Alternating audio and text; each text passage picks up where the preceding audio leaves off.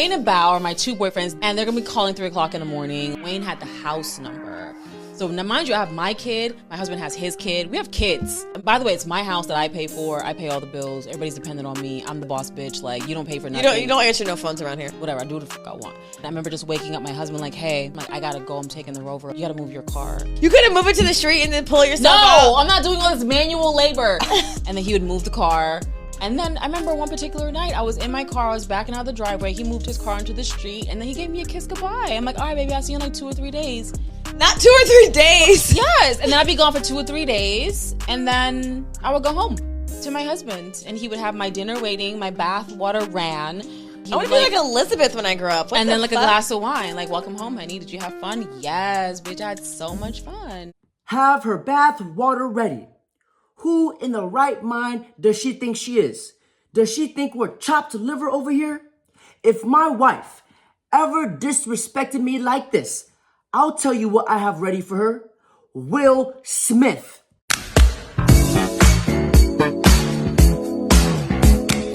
Before I launch, let me share this with you guys.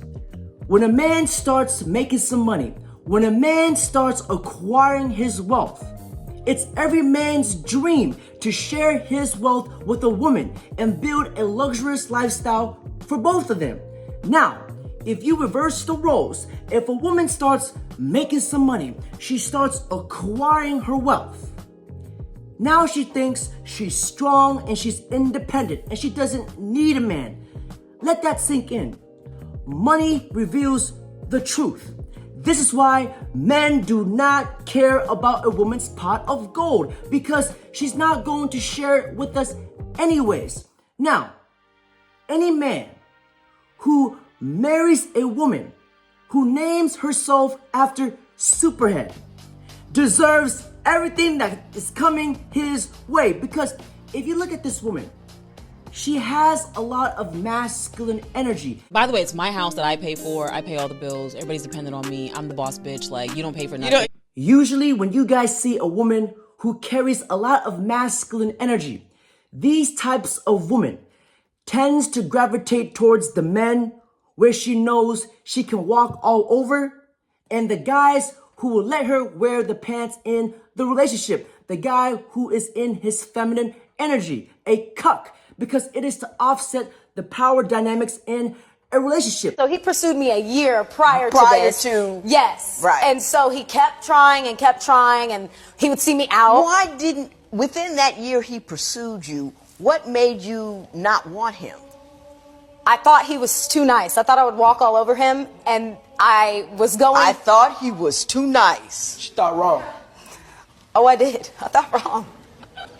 I don't know what it is. There is this thought out there, this desire out there. I want me a soldier. I want me a hard dude. I want me this and that and the other thing. And those are the worst guys to get, because they're not nice to you. And you get a nice guy and you're worried, like, I don't want him. Why wouldn't you want a nice guy? I mean, they always say nice guy finish last. That's because women are foolish. I agree. Because she knows she cannot do this with an alpha. This is why you see this woman utilizing her dual mating strategy of hypergamy.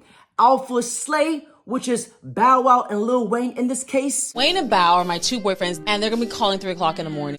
And beta pay. And this beta pay side is her husband, the cuck.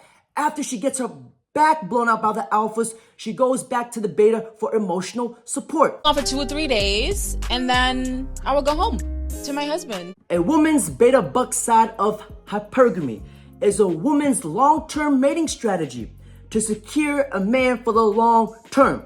And what a woman usually looks for in a man during the beta buck side of hypergamy, where she knows a man who is going to be a good parent to her kids, a man who is going to provide emotional support. A great example of this is Will Smith, a man who is going to provide, protect, and provide stability for the long term. But unfortunately, if a woman puts you in the category of the beta buck side of hypergamy, she will never have that lust and true, genuine desire for you. It's not like, rip my clothes off and let's have crazy hot monkey sex. No, everything she does is going to be transactional.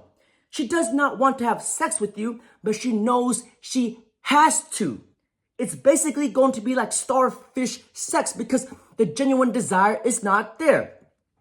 And once a woman secures the beta buck side of hypergamy, her safety net, then she will go out and utilize the alpha fuck side of hypergamy. Now, the alpha fuck side of hypergamy is a woman's short-term mating strategy.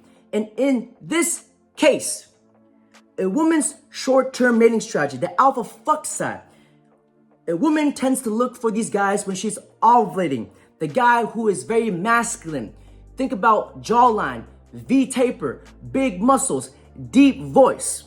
She utilizes the alpha fuck side. She only wants to use this guys to mate with because she wants to replicate those genes. But unfortunately, these guys will never give her the commitment. That's why she needs to find the beta, the cuck, as a safety net.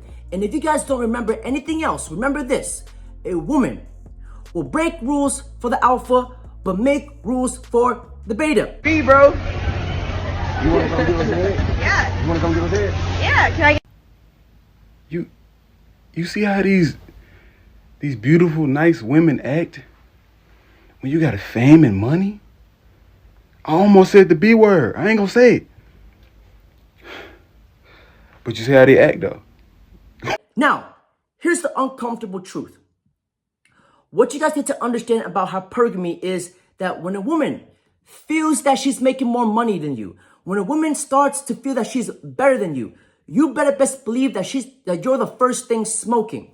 Now take a look at this clip. Around 5 years, I got a promotion at work, and I got it in my head that my ex-husband was dragging me down, or at least holding me back from more success and a better life. We never had a lot of money, but with my promotion, I was now making more than he was.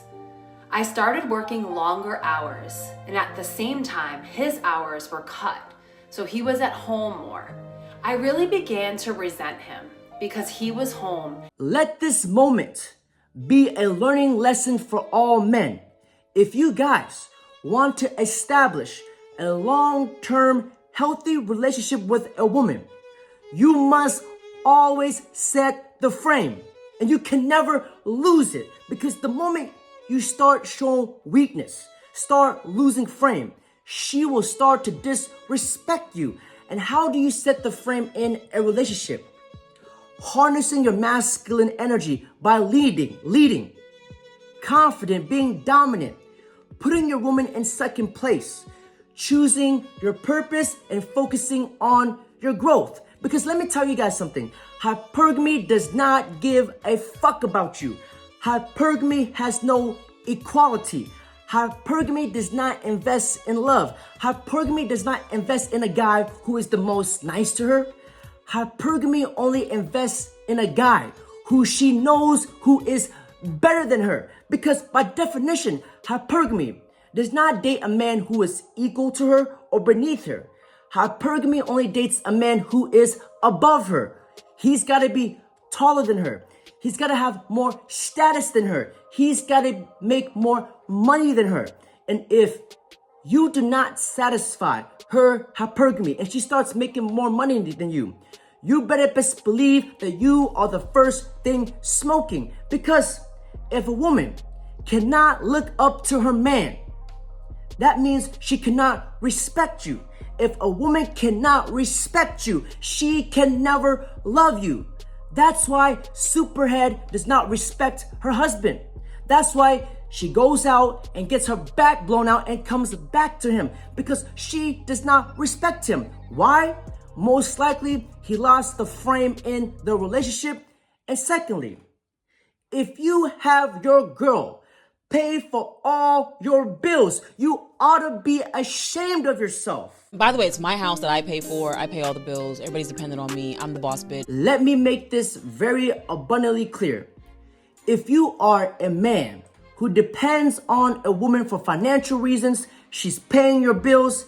Even if you are a man who depends on a woman for your happiness, you have a lot of serious work to do on yourself. Because if you are a man who depends on a woman for financial reasons and for your happiness, you have a lot of work to do because she already has a pussy. Don't be another one. If you depend on a woman for financial reasons, my guy, you should not even worry about dating. You should worry about getting your goddamn shit together, because whenever a woman knows she makes more money than you, she feels like she's better than you, you better best believe that the disrespect is about to happen. And the fact that her husband tolerates the disrespect just baffles me. Now, may I finish this video off with the cheek-slaying clapallations from Hoology. Scripture 999, it states, if you give her the crown, she shall let you down. Now, in cheek-slaying scriptures of Thotoladians, it states, if you treat her like a queen, she shall get bored and go out and swallow another man's cream. Now, in cheek-slaying clapallations, section cheek-slaying Prometheus, section creamology, it states, if you put a woman on a pedestal, she shall treat you like an imbecile. This motherfucker don't miss. No, he's fucking good. That motherfucker don't miss, man. He's good. In the heat of battle, he don't miss. No. In the heat of controversy, he don't miss.